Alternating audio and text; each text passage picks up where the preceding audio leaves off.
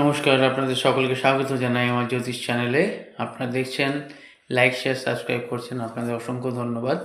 আজকে বলবো তিনটে রাশির নাম। যে রাশি তিনটে,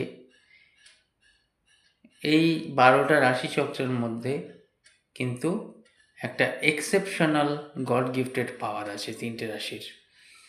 এই তিনটে রাশির কাছে কোনোদিন মিথ্যে কথা বলবেন না, কারণ সুপার মাইন্ড রাশি এদের বলা হয়।